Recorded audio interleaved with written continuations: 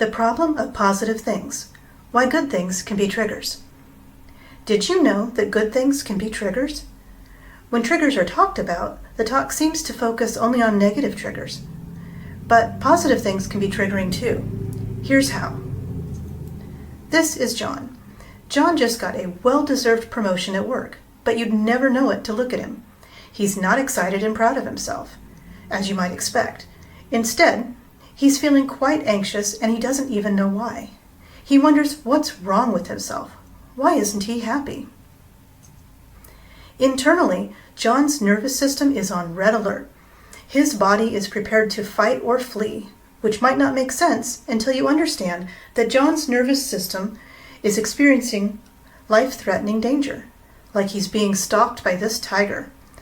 To understand why, we need to go back to John's childhood.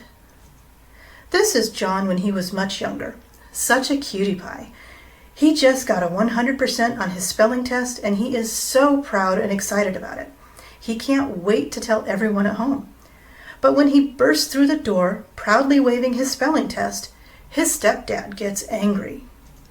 I mean, really, really angry. He starts yelling at John to quiet down and not get a big head over a stupid spelling test. "You better know your place, boy, or I'll teach you," he says. The stepdad is looming over John. His face is red and that vein in his forehead is throbbing. John's nervous system correctly determines that John is in serious, life-threatening danger. It won't take much for his stepdad to start hitting him. That's what he means when he says he'll teach John his place.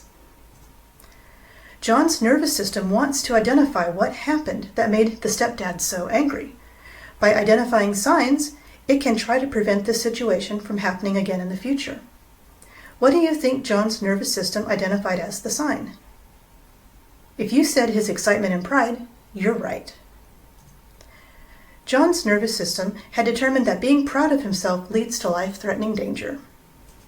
So moving forward, when John starts to feel proud of himself, he'll almost immediately feel anxious instead. He probably couldn't tell you why if you asked him. He just feels like he's not safe even though there's no obvious danger in his present and safe situation as an adult. If a caretaker reacted threateningly or abusively to laughter, a person is likely to feel anxious when they start to become happy. Or they might instead become quiet and feel tired.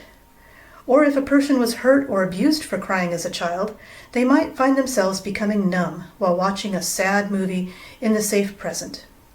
That's their nervous system keeping them from setting off the tripwire of an angry caretaker. It isn't just positive emotions that can be triggers, though. In just a moment, I'm going to tell you 2 other positive triggers. But real quick, I want to invite you to hit the subscribe button and turn on notifications so you never miss a new video. Okay, I told you it's not just positive emotions that can be triggers. It could be a positive thought, such as when Sue said, "I'm really good at drawing," and then her caretaker reacted abusively. Sensations can also be a trigger. If a friend sees that Andy is tense and tries to relax them with a shoulder rub, it might have the opposite effect within Andy. Andy's internal alarm bells may be clanging away because when they were a child, pleasant touch meant awful things were going to follow.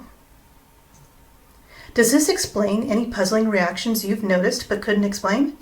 Leave your comments below and I'll do my best to respond. And thanks so much for sharing your time with me today.